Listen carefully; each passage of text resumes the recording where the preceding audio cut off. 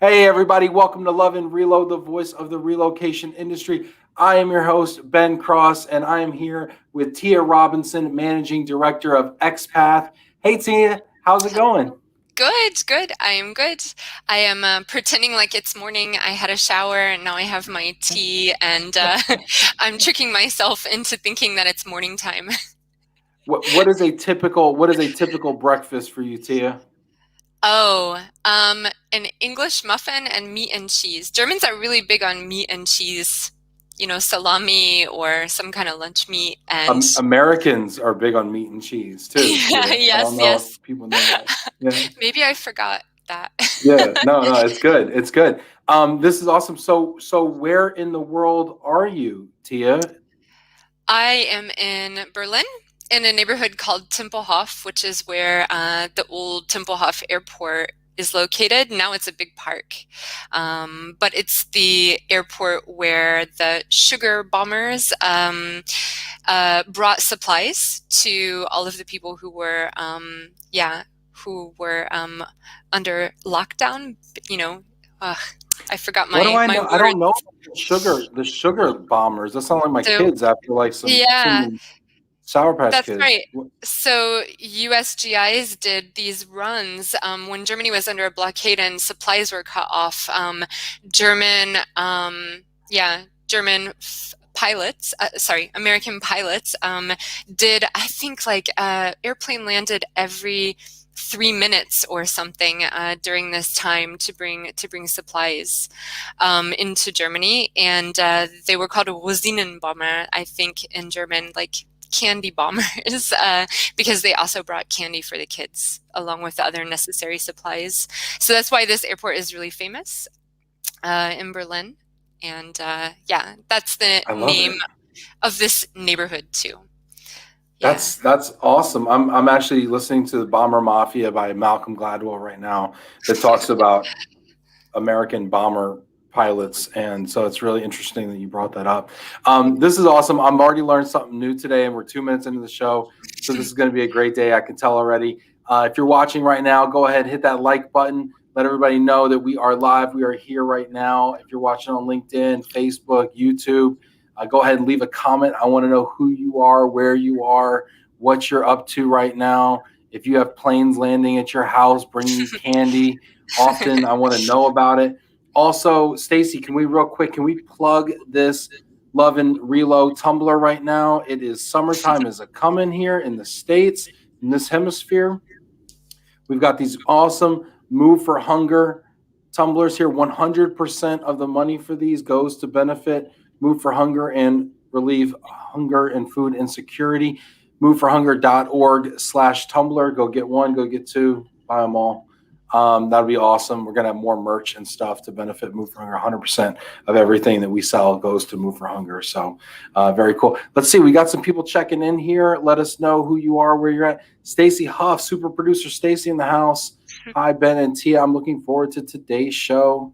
Stacy, don't you love Stacy? You got to spend some time with Stacy. Isn't she amazing? Yeah. Yes, and I guessed right how to pronounce her name, so I was very happy. I uh, still mess it up. Is it? yeah. She's in Pittsburgh, which is where I went to school and the last place that I lived in the US. So we had a nice talk about Pittsburgh. Where'd you go to school in Pittsburgh? University of Pittsburgh. Go uh, Panthers! All right. yeah, and I was telling her that every day I got to go to the Cathedral of Learning. Up to the 28th floor is where the linguistics department is and where my office was, and that was really nice feeling. That's a pretty amazing university building to go into. Yeah. How did you first like? Was that in linguistics? Where did your love and passion for linguistics start? Hmm. Well, I actually studied English and French literature at Purdue as an undergrad, and then I realized This is not a very easy degree to find a job with. I knew I wanted to do something with languages. In my last year at Purdue, I was lucky enough to study abroad in Montpellier, France. And that was also my first experience teaching English. Was a super crazy year and a crazy experience teaching kids. But then I really knew what I wanted to do. So that's why I came back to the US, studied linguistics for being a language teacher and a language teacher trainer and a language school manager. So that's my first profession.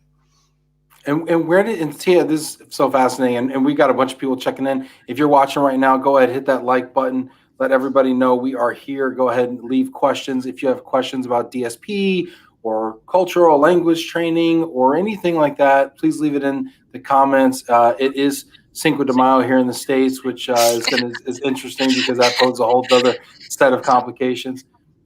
I'm getting a little bit of feedback there. It might be from, I don't know if you have a phone or anything going on in the background, but just mute that if you do. If not, it's just on me. Let's see, we got Daniel McCoy coming in here. Greetings, guys. Smoked Gouda works for me. I graduated from high school in Baumholder, Germany. Do you know where Baumholder, Germany is? I do not know where that is.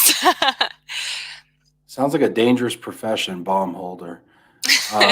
Dano, what's up, Dano? It's good to see you, buddy. Let's see here. Farrell, planes flying overhead, but hopefully not landing near my house. Sacramento, California in the house. That's great. Let's see here. Farrell, thank you so much for checking in. Love your questions as well.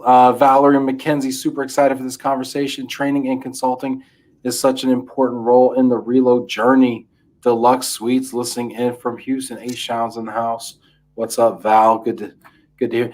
So I'm so curious. I've got all these questions in my mind right now. I want to know about Expath. I want to know about DSP. I want to know about platforms and your ideas around digitizing the way that we deliver mobility. But first, I still don't know, where are you from originally? I'm from Hamilton, Ohio. It's very near Cincinnati. And then when I was 15, we moved just across the border to Indiana. So I'm from Ohio and Indiana a little bit. So you don't sound like you're from Ohio. How long have you been in Europe? That is because ESL teachers lose their accents really quickly, I think. So I've been out of the US for 15 years now. First in Istanbul for a year, managing a language school there and teaching English there. And then afterwards, I came to Berlin with my husband, who's also from Indiana. So did your own kind of global mobility journey personally and professionally, do you think that informed and kind of influenced what you chose to do as a career and as a business? Definitely. I can say that my own experience really directly, informed how we did things at Expath and why we did things this way. So I moved here with my husband from Istanbul. We had some savings saved up. We knew that Berlin was the city we wanted to wind up in.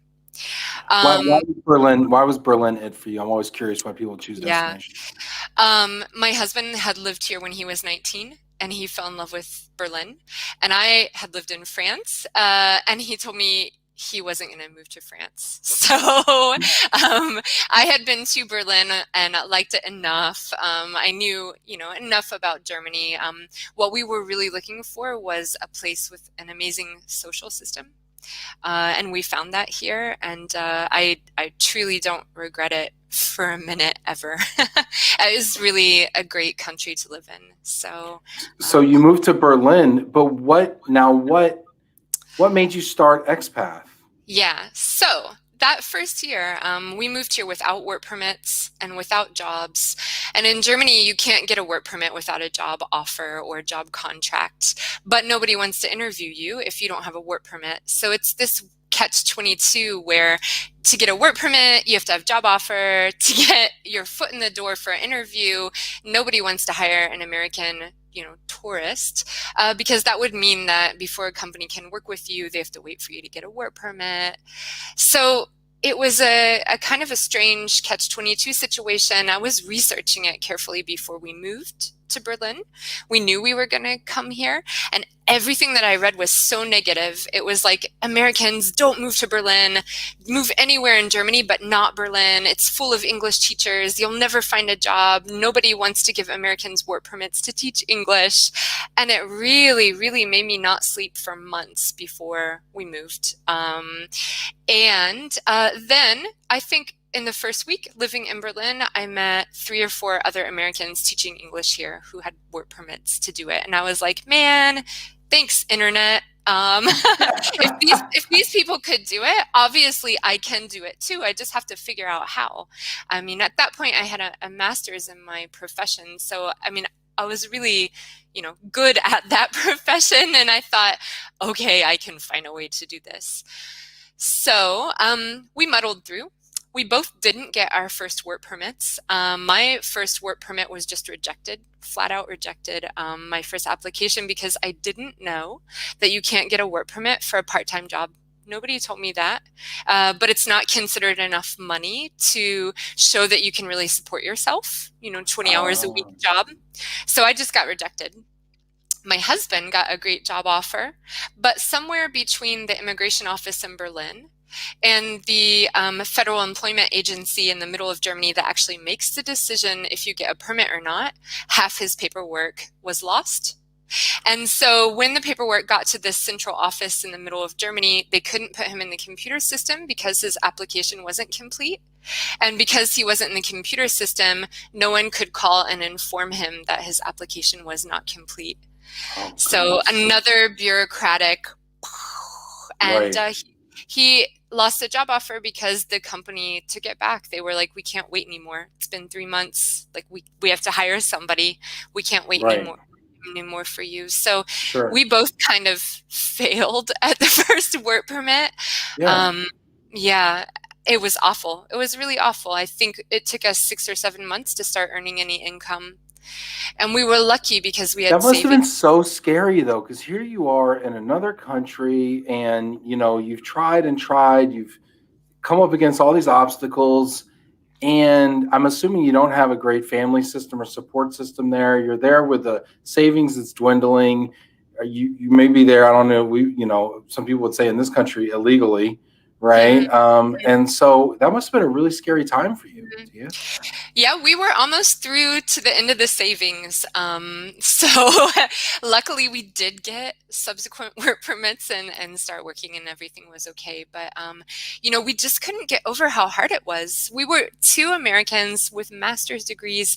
My husband could speak totally fluent German. When we moved here, we had savings. I mean, we had everything you're supposed to have. And we would just look at each other and be like, what's wrong with this picture? We want to work here and pay taxes. Like, give us a permit. Why is it this hard? So I never wanted other people to have to go through that. And so what was the solution in your mind? How Expath was really born came out of this experience, but also my next one, which was managing a language school in Berlin, my dream job, which I got, full-time pedagogical manager and teacher trainer. And there we had all these freelance English teachers coming to us with the same problems that I had. I have to get my work permit renewed. I need health insurance. I don't know how to do it. What's this letter from the tax office say? I don't understand it. And they would just come to us with these questions. My business partner worked with me. We were the 2 pedagogical managers of this school. That's how we met. Sorry, what is a pedagogical manager? A pedagogical manager does the teacher training, does the hiring, interviews with teachers, goes to watch them teach classes and observe them and give them feedback and do professional development workshops for the teachers.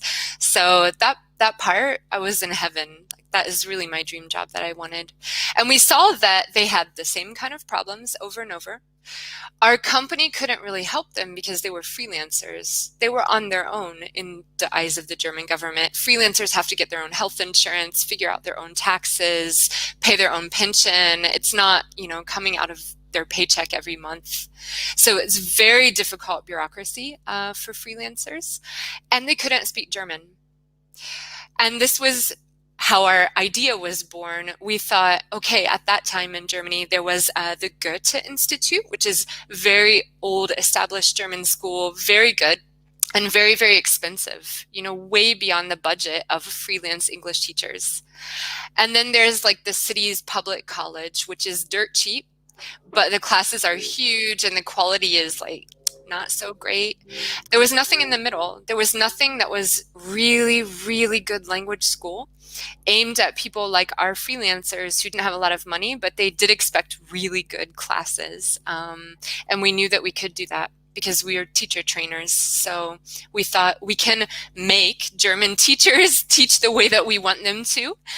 Right. And we want to be a place where people can not just learn German, but also get help with all these crazy bureaucratic problems. Yeah. Figuring out how to get a work permit, figuring out how to get health insurance and deal with taxes. And that's really how we started Expath, and it worked great from the beginning. We were blown away. That's so interesting. And so your first clients were teachers that were over there teaching English. They were mostly, let's say, freelancers at that time, creative freelancers, also a lot of artists. And we started to see the tech people coming as well. So we helped a lot of people who were, in Berlin because they were here as tourists. They fell in love with the city and decided they wanted to stay, and they needed to look for a job. So we also did a lot of jobs coaching, and that's when we really started to notice, man, there's a lot of tech people coming over here. So this is interesting because it seems like your offerings really changed based on the different demands of your customer base, which I find interesting. And I want to know what those were. We've got a couple people checking in here as well. Let us know who you are, where you are. If you're watching right now, hit that like button. I also want to hear your questions. So, Ray or Fernando or Valerie, Stephen Meyer, Marilee, Brad, I want to know your questions for Tia. Marilee saying, hello, everyone. What's up, Marilee? Good to see you. Always checking in. That's great. Stephen Meyer, household goods driver. Got a mover in the house. Hampton Roads moving and storage driver. What's up, Stephen Meyer? Be safe out there. Do you have any exposure? Just sidebar, totally out of my own personal curiosity. Do you have any exposure to the movers and the moving folks over there? Very little. We have a couple of good recommendations. My personal moving company that I used in the past. Because I hear that they move like the actual cabinetry. That's right. That's right. Yeah, I just rewatched your show with Victoria before coming on here because it's also Berlin connection. That is correct. People still, take their cabinets with them when they move house, and their flooring sometimes. Flooring? And, are you? Oh, it's time out. So like when you say flooring, like hardwood floors, carpeting, like what are we? I think carpeting or linoleum or something that you can easily roll up. I don't know about hardwood flooring, but so they're like scraping the linoleum tiles off the floor. Yeah, I think you can find a wide variety of housing solutions in Berlin. I think carpeting won't fit. Like, are you talking like wall-to-wall carpeting? Or are you talking like rugs? Rugs? Yeah, no. I mean actual, linoleum. I think carpeting, like wall-to-wall carpeting, is not that common in Germany, but other flooring solutions are maybe more common. And people really take it with them. I don't understand it either. I also think your kitchen from place A can't possibly correctly fit in kitchen B. The other thing they do is they try to sell it to you. So people don't want to move it because it's a big pain in the butt. So a lot of times you have to buy the cabinetry and the appliances from the person who's moving out, from the renter who's moving out. It doesn't belong to the landlord. It belongs to the renters who are leaving. And sometimes you can only get the apartment if you also agree to buy that stuff. And it's, not cheap. 4,000 euros it could be to buy all the appliances and cabinets from the person who's moving out. Well, It's a weird but I mean, system. I would expect when I move into a place, I would expect it to have cabinetry. I would expect it to, gosh, I even expected to have a Yeah. washer dryer and a refrigerator. I'm in a rental house right now in Texas until I Mm, find a house to buy, and the washer and dryer and the refrigerator did not convey with the home. Now the stove yeah. and the oven and the microwave did, which is like kind of weird, like which do and which don't. Very odd to me, but anyway. And so I Mm, had to buy a fridge and a washer dryer for the house that I'm in now. But I would think that you would want those things to be present in the property. But I find it very interesting that the that you'd have to buy it or else they won't rent it to you, because yeah. it seems like the landlord has one interest, the current tenant has another, and it seems odd that they would force you to Well, buy them. sometimes the current tenant is the one who's helping the landlord vet new tenants.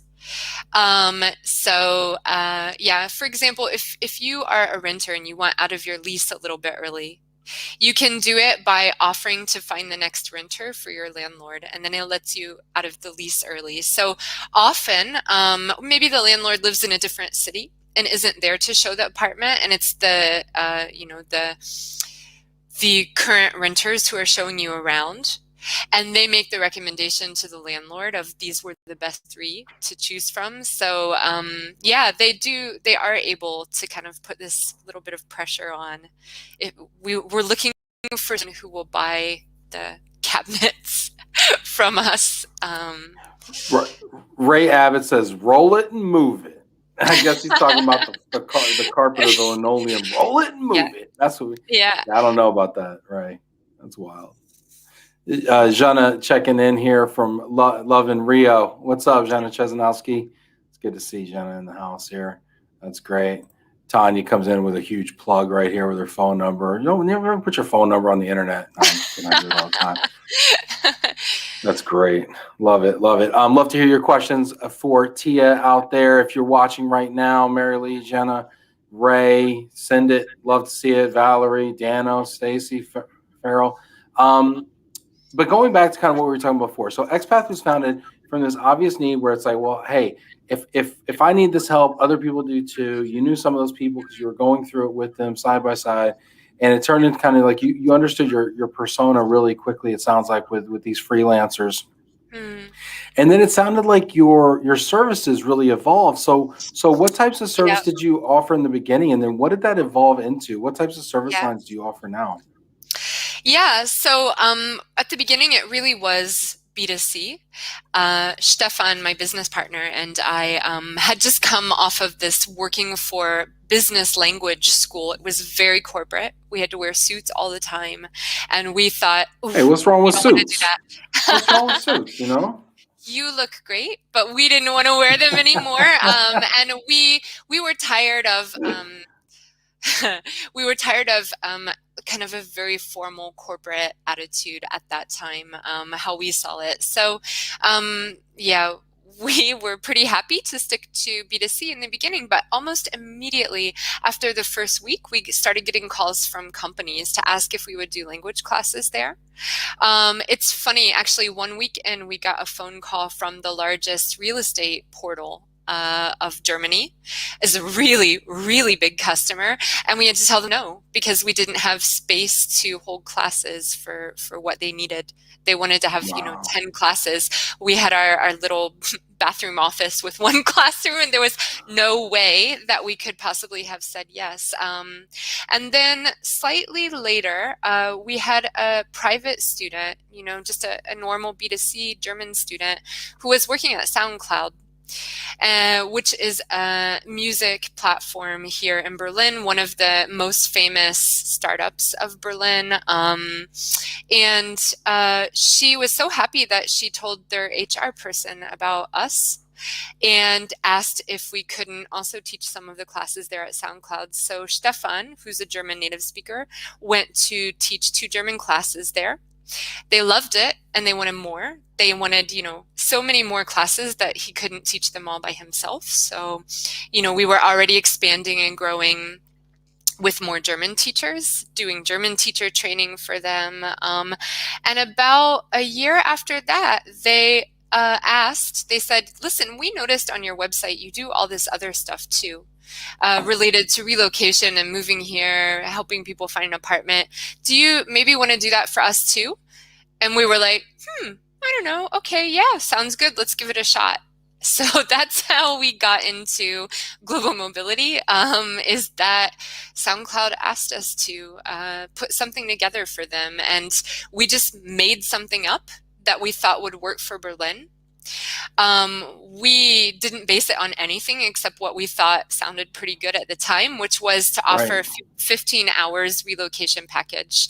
So we were like, okay, let's do a calculation. How many hours does someone probably need in the first weeks to register their address and get a tax ID, which is like a social security number in the US. You need it to get paid. Get a bank account and health insurance and find an apartment. And we came out at 15 hours. And we were like, all right, we're just going to sell a 15-hour package to them and match them up with somebody that speaks German in Berlin that likes helping people. And that's how we started. And from there, it was just word of mouth. Those HR people at SoundCloud went to other startups. They told other HR people about us. And so as they moved on from SoundCloud, or all HR people in Berlin know each other, they told other people about us, and we just kept growing and growing. So I am so fascinated by this story as someone who just kind of went out and started their own business. It sounds like you've had such amazing success, and it's been word of mouth, and that's always the best kind of success. And I want to talk about that growth and about that business strategy and what's made you successful. We got some really great questions and comments coming in. Please keep these questions and comments coming in. I will prioritize these throughout the conversation. Your questions out there, if you're watching, are better than mine. I'm sure of it. So we're going to prioritize those. So let's see. Terry Hardy, how many employees do you currently have? That's my mom. Hey, Mom. What up, Mom? We love Moms. I'm glad you made it. We love moms here. Yeah, so we went from 19 employees at the end of last year, December 2020, to 30 now. That means we hired 11 people this year so far, and I think we'll be four or five more by the end of this summer. It's a little intense. It's a little crazy. We actually, have definitely had some growing pains this year, adding so many people so fast. I should also say we didn't have an HR manager until April 15th because we just got one. I was doing all of it up until April 15th. So it's been a little crazy. That's incredible. That's incredible. So you've hired this many people. I mean, I can't help but think or ask the question, how have you managed to thrive in the middle of a global pandemic that's really crushed the international travel and mobility? It's put everything on pause. And it's really hurt businesses. So how have you managed to thrive? Yeah, us too. We are also experiencing COVID side effects. So how it's been for us, we're very fortunate that we bill up front. So we invoice the clients when they give us an assignee basically in that calendar month. So what this meant for us is so fortunate. If we hadn't done it this way, we wouldn't be in the position we are today. So this means they just kept hiring, all of last year, hiring like crazy, 100 plus assignees a month and giving them to us. But they couldn't actually get here. So what happened in the last year is that actually is quite a lot of, stress, this backlog for the team. The cases just piled up. So since the people couldn't actually get here, embassies were closed, we just kept adding them to our database. Some were able to make it, even starting in the summer, people sort of trickled into Germany. They kind of tightened up again in the fall. The US was going crazy at that time with cases. There's still restrictions on entering Germany, so they really don't want to encourage people to move here right now. Well, I'm going to ask a selfish question, though, Tia, because I have my wife can't hear this, but I have a European trip planned for July to go visit some clients. Yeah. So when can I come to Berlin as a vaccinated American business traveler? Yeah, you have to show that you have a really good business reason to do it, basically. So no tourists, no tourists. You have to be here for business reasons or, family emergency reasons. I have to meet with the managing Yeah, director of Expath. that's right. So in that case, we would write a letter explaining why you urgently need to be here physically. Why can't we just do it, over the internet like this? Can we just show them this video and say, this is how this works out? Okay, we I need to do much better. I seriously doubt the border police will will be happy with that. They actually want, a business letter in German or, form filled out and signed and stamped, because if it does not exist in paper in Germany, it's not real. Very interesting. Germany is a really non-digital place. I love it. I love it. So we write that letter to Germany, and then they say yes, or what do you think? Well, we wondered this too, but Americans are for the most part successfully able to come here with that letter. We haven't had experiences recently, and I mean like in the last 8 or 9 months, that people were declined entry to a flight, for example. So hopefully if they weren't going to let you into Germany, they wouldn't let you on that first flight in the US. It's not really happening that people actually get here to the airport in Germany and then are sent straight back home. So we're not seeing that at the moment, and that's good. So okay, cool. We'll talk offline about this trip. Berlin might have to be on the list there. I don't know. Sure. Let's see here. We got some other questions here coming in. Keep these questions coming. These are wonderful questions. Let's see. Val's got a question. Does your training and consulting have you travel abroad to do training for companies that will eventually move people to Germany? Kind of a pre-transfer measure. Oh, that's fascinating. What do you think about that idea? Yeah, we definitely don't travel anywhere, and I don't think that we will after COVID. I think we would do any kind of training online at this point and be happy to do it. We have a lot of online teaching experience now. We switched to Zoom, already in March of last year, all of the classes. So I think everyone at Expath feels super comfortable teaching online now. But we don't really do intercultural training or anything like this at the moment. What we do for pre-departure support is just one-on-one support from the office team here in Berlin, and a lot of special content that we created ourselves. So we've created a lot of videos about different aspects of moving to Germany.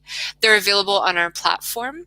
For any assignees whose companies have booked a package for them, they just get the platform. The videos are on there. It's all included. But we also have the videos available to B2C clients who want to book it directly for themselves. So we do still want to take really good care of those, let's say people who aren't moving with a lot of money, they're doing it themselves, they really are on a tight budget. We want to make this content available to them as well. They can just buy one workshop, for example, one online workshop. So how is the way that you've delivered your service changed over the past few years? I mean, and was it changing before COVID? Did you have a new strategy, a new service delivery model before COVID? And how and has COVID impacted that? And can you just walk us through the evolution of how your service delivery has changed? Sure. Do you mean for language courses or for global mobility, or either? Well, I mean, really both. I mean, I'm really Yeah. curious. I mean, have you seen a lot more digitization? Have you seen customers asking for that? Yeah. What's driving that? Yeah, so we got our first relocation platform in 2017 at a point where we had just won a really large client, one of the biggest startups in Berlin. They were going to send us a really large volume of work, and we thought, oof, we can't do it with Excel anymore. And it was a coincidence that I was also contacted by the owner of this platform, and he was like, hey, try our platform out. I never heard of relocation platforms before, but I liked what I saw, and I could see that it could really allow us to expand and scale better. So we started using them, and that was so nice because it allowed us to then create this digital content, create the online workshops, put them on the platform. We started using the platform for saving documents so that it wasn't coming in and out through email. So we did start it before COVID and before GDPR, which is the data protection agreement that Europe implemented, I think a year ago, which is just really crazy. It means that we have to be very, very careful with how we store data and documents. And so, you know, we don't want to email people's passports around if we can avoid it. It's a lot more secure to upload it into a password protected website. Yeah, we were just talking about Excel yesterday. Farrell says, Excel again, time to create a new platform. Yeah, you're there are right. so many. Yeah, there's really a lot of great platforms out there. So I think that getting away from Excel is really nice. Man, it is, it's great. Because it also lets you collaborate directly with the HRs and the assignees. I mean, you're probably not going to share all your internal Excel spreadsheets with your HR contacts. Oh, I did that one time by accident. Took the wrong Excel attachment, had all this information in it wasn't supposed to have in it, proprietary stuff. I mean, that's bad news. Yeah, and about the language classes, you know, when COVID started, we had in-person language classes, and we have 2 schools in Berlin, 2 locations. We had to shut everything and move online on Zoom. We did it within 2 weeks. That never, ever would have happened without COVID. So I do have to actually say thank you for that reason, because it really changed everything. We had talked about having online language classes for several years, but we were always like, the German teachers aren't really going to like to do it. Our HR partners are going to prefer in-person classes for their employees. Like, I don't know. We didn't think the uptake would be that great. But when it suddenly became the only option, you know, if German teachers didn't get with the program, they would have no work.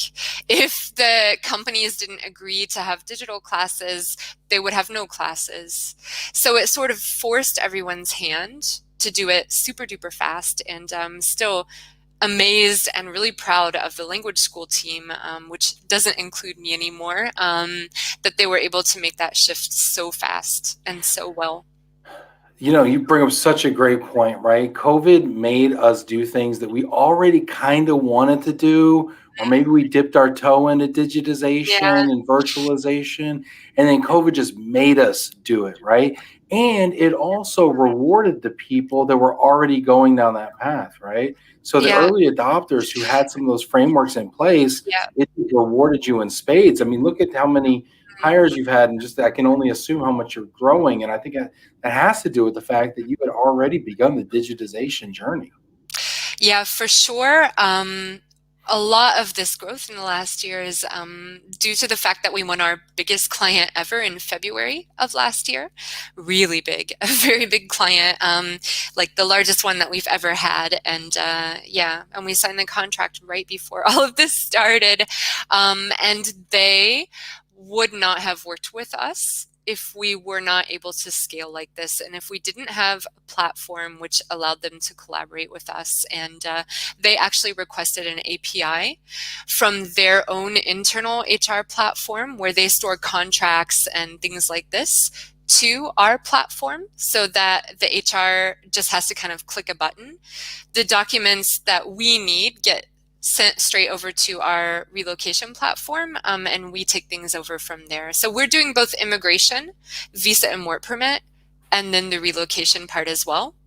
And you know, what they wanted is that if the candidate already sent their passport to the company and the contract is signed and the company has it, like, they want a really seamless employee experience. So they don't want us 2 weeks later to be like, please, can you send me a copy of your passport and your signed contract? You know, the company had that already. So it was really important to them that the candidate doesn't get asked twice for the same thing, that the information just kind of flows straight into our platform. So Yeah. So this is interesting. So this is so interesting. As I learn more and more, I have more questions. And we got some great questions here. Christina, mm, Marilee, keep those questions and comments coming. We will get to those. Please leave those in there.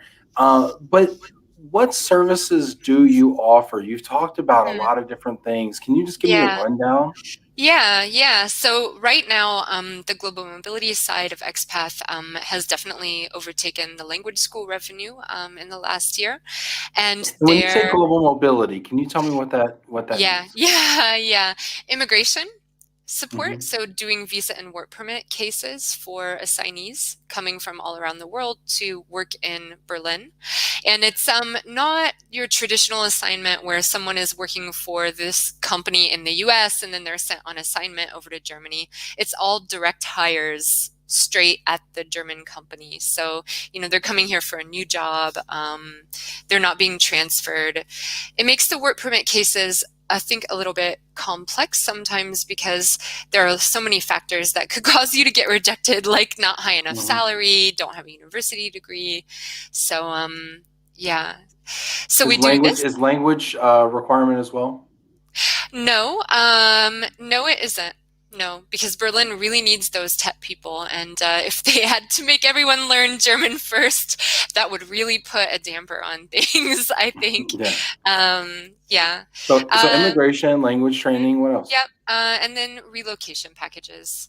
So And so full, relocation would be DSP, what we would call DSP yeah, services? exactly. DSP services. So settling in, home search, school search, this kind of a thing. Only we don't actually sell settling in service or home search service. We sell 12-hour packages, 20-hour packages, and then the assignees use it for whatever they want. Okay. All right. So that's really interesting. So what about other areas of relocation? Have you thought about, the or maybe you offer and maybe I just didn't hear it, the corporate housing or real estate and finding a home and things like that? Yeah. Yeah. The short-term housing situation here in Berlin is pretty good. I think there are many, many different providers. So we have our partners who are doing that. They're doing it so well. We don't want to get into that market necessarily, but we're happy to have partnerships and cooperations. And then you also asked about home purchasing. Is that what you meant? Yeah, Like buying a yeah. home? People Buying a don't really home or want to do renting that. or renting a Yeah. long-term We do apartment. do this. We do this as part of the relocation package. So in our estimate, we took the 15 hours. Turns out that we really only needed 12. So, a year in, we looked at the actual number of hours it was taking people to get set up here. And it wasn't 15 on average, it was 12 after we collected a lot of data. So we adjusted that base package that we offer to 12 hours of support. And out of that, we think we need 9 or 10 hours just for the flat search, which Well, is then that very leaves like difficult. 3 hours for like a Dooner tour or something like that. No, So yeah, right. Yeah. 3 hours is enough for all the other stuff. And so startups love this because they're also always on a budget. They want to do, this kind of lump sum thing, or, they want to have everything is 1,000 euros or less, really put a cap on things. And so this kind of, light and flexible service seems to really work well in Berlin, especially, or, with tech companies and startups. very cool. And then my favorite, household goods moving. So I'm assuming you're not in a rush to go buy a bunch of trucks and go start moving furniture and Lord Yeah, knows what else in Germany. But do you ever thought about move management and handling that kind of, because and are there, and let me ask, I mean, are there RMCs, relocation management companies, as we know them here in the US, are they over in Germany in the I same think way? so. I don't actually know for sure. Yes, I know that there are some. Cardis is here, and Serva and Santa Fe are Okay. names that I kind of recognize, but I don't know that they're in Berlin. I think their offices are elsewhere in Germany.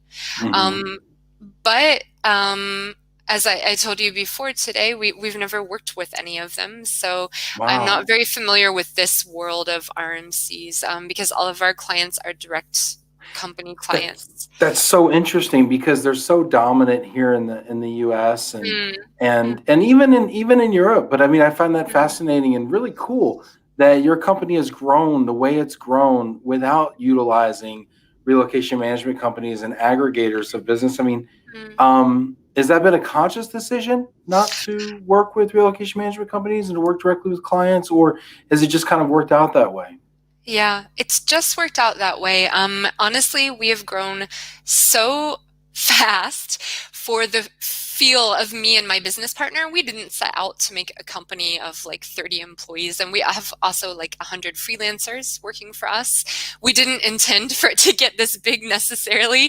We would have been happy if it was, just enough money to pay the two of us and a handful of freelancers. And so, we've been really fortunate that we never really had to do sales and marketing, in any way or seek out work. I know it sounds really crazy. We hired our first marketing manager in October or November of last year, and we don't currently have a sales team. We have one person doing it part-time, but we don't have a dedicated, sales department, let's say. It will come. Yeah.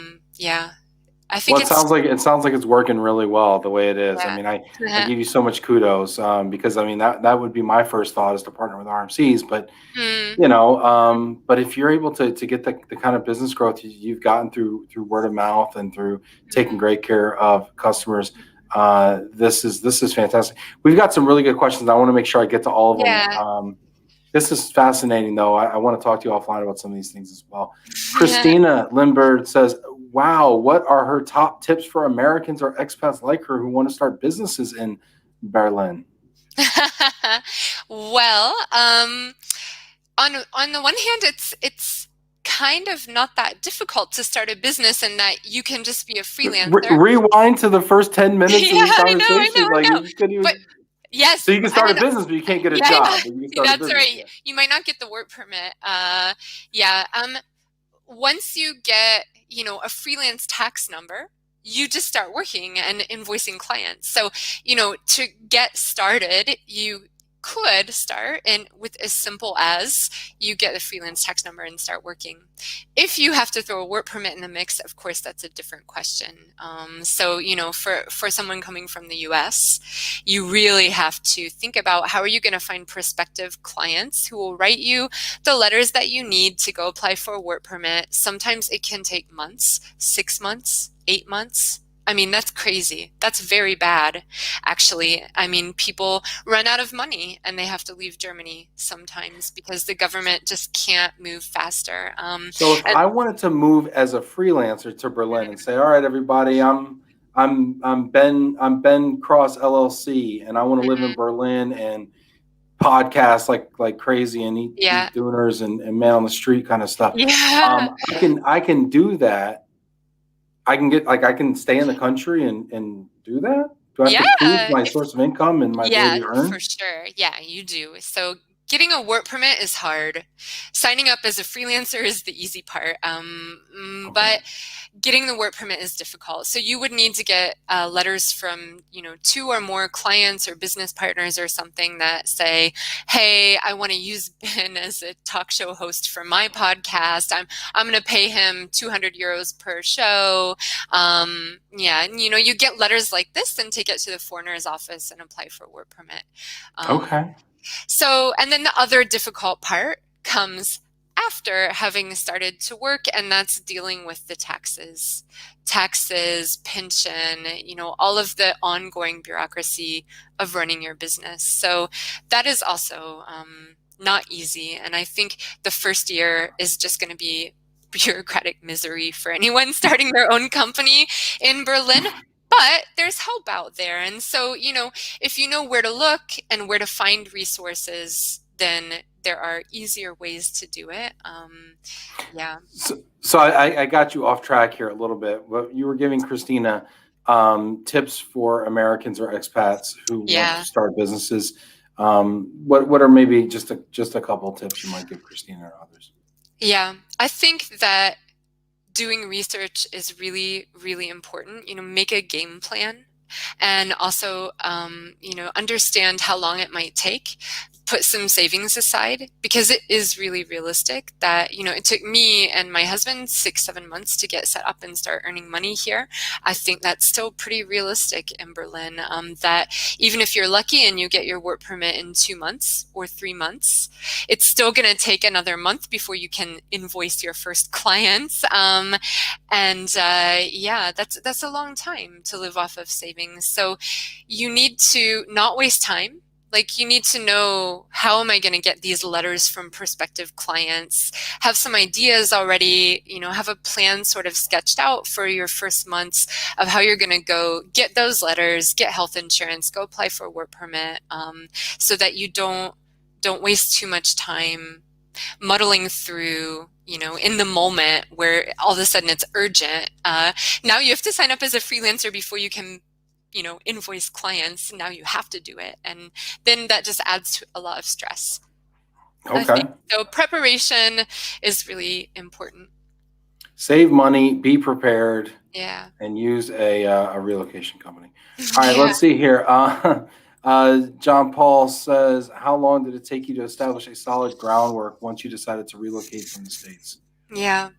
Yeah, because of my sad work permit failure the first time around, I had to apply again. So I think my first work permit rejection came maybe month 2.5 or 3 into my stay in Germany, and I had to start again from scratch with the second work permit application. So I think it really did take 5 months to get a work permit, maybe 6 months, and an additional month to start earning money. And of course, you don't just start earning your normal salary right away. You have to work up to earning your normal salary. If I started as a freelancer, freelance English teacher. So it definitely took time. Wow, that's awesome. That's such a great story. Fernando says, says many foreign students stay in Germany after their MBA. Are they some of your customers looking for perfecting German once they have been contracted for multinationals? Yeah, we don't work that often with multinationals, but we work with a lot of really large tech companies and startups in Berlin, and they hire us for German classes for their expat workers. And it's funny because they don't actually need German at work. The companies treat it more as kind of a perk, I would say, because it's something that's really going to help them out of work, out of the office. Startups and tech companies in Berlin, everybody's speaking English all day long at the office. But where you really need German is at the pharmacy or at the Döner shop, or, somewhere where people aren't going to speak English, the grocery store, sometimes the post office. And so companies are offering our German classes, often not, business German to do meetings and phone calls, but, for real life. And that's also our focus with our German classes. We're not doing any business German. We're doing German for your real life. How do you argue with a rude person in a shop, or, something like that? I love it. How do you argue in German? First thing you should do as an expat is pick arguments at the deli. Oh, That's no. great. You don't have to start. Someone else will start it. You just have to finish it. Oh, this is fabulous. Oh my gosh, I have so many jokes here. I'm not saying any of them. I'm being a better person. All right, let's see here. Mary Lee is loving the comments on the move. In Germany, you must refurbish all the floors with each tenant as well as painting. Also common, no kitchens, and you must purchase and pay for the install and remove when one repatriates or sell it to the next renter if the landlord allows it to remain, as Tia explained. In Germany, you must leave the apartment like new, just as you found it, based on the original move-in inventory detail pictures. Also, really need to be careful about garden responsibilities and place replacement. Yeah, it's pretty crazy. Yeah, you also can't make noise during quiet hours, which is something that is really weird. Like, you're not allowed to take your trash out or washing in the clothes washer or stuff like this in some buildings on Sundays or between certain hours of like 10 p.m. and 5 a.m. or something like that, because it's quiet hours. What are people like meditating on on their balcony? Like, I don't understand. They're sleeping. Oh. There's a lot of there's a lot of old people in Germany, and they want their peace.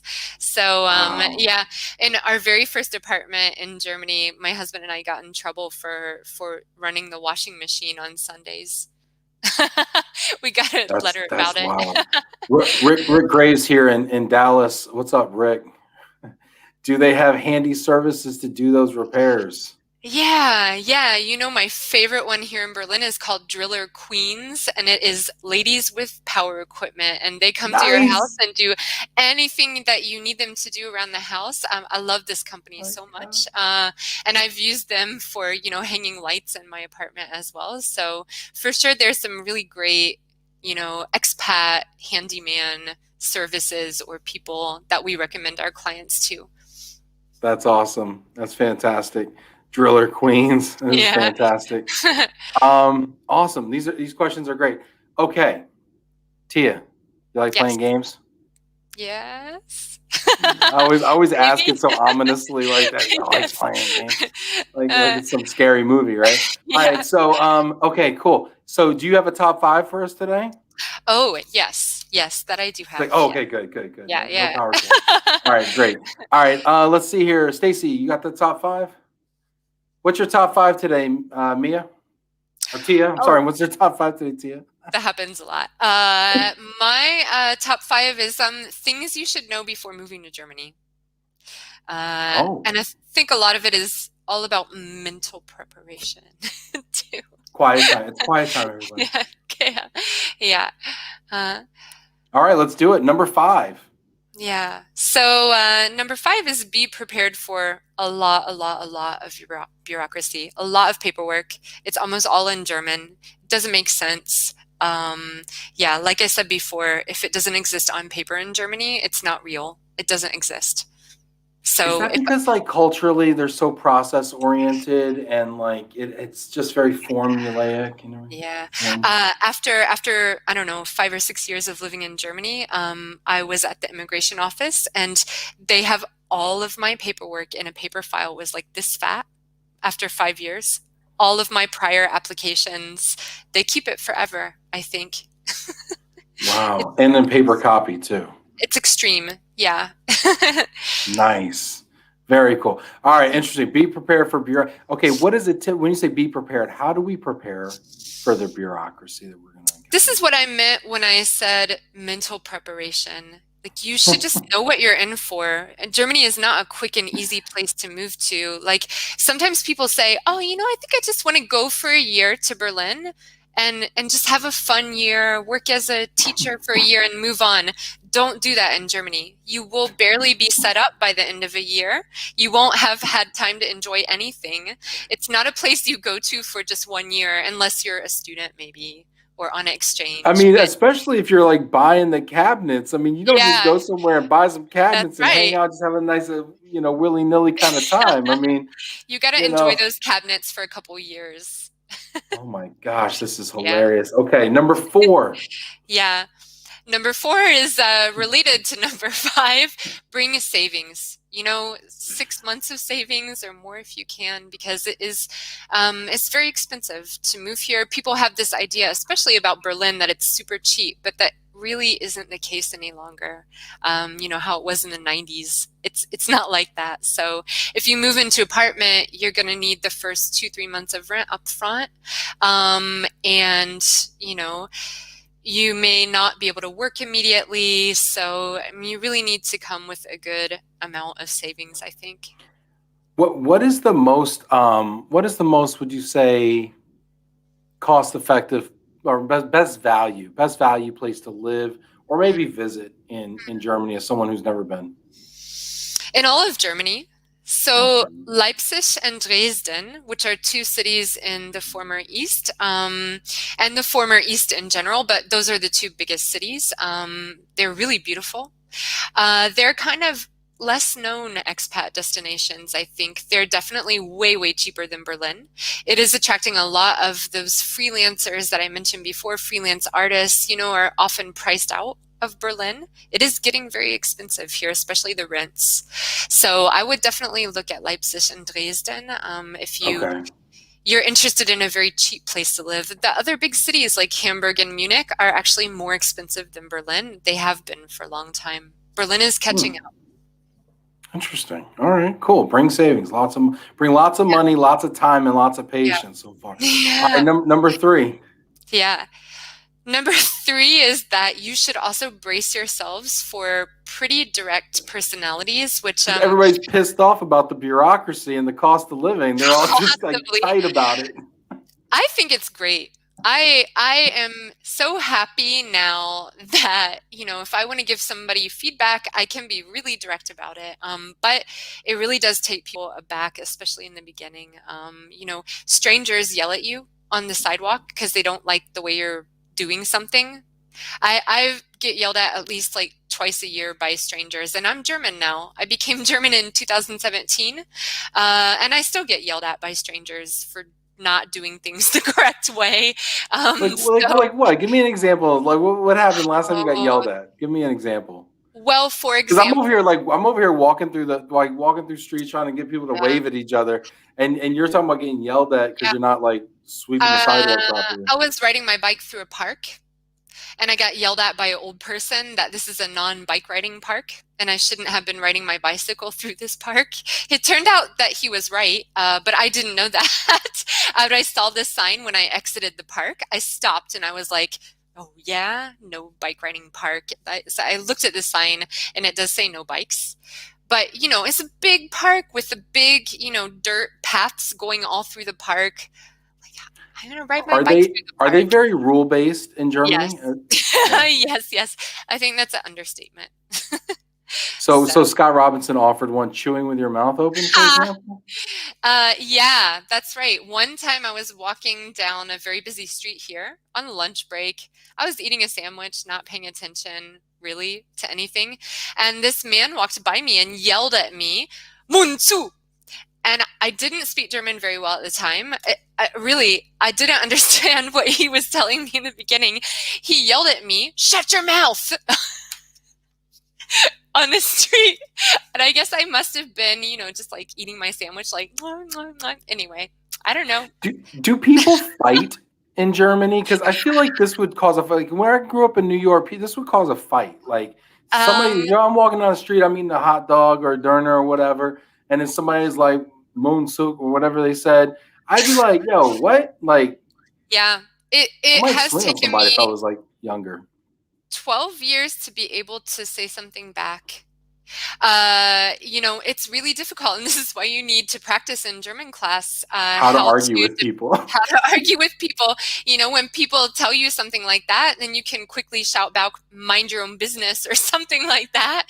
It's not easy, especially as a non-native speaker. As an expat, you're not that quick with your comeback. So you really have to practice. It's very difficult for me. So it's perfectly acceptable to tell an old person to mind their own business when they tell you to shut your mouth.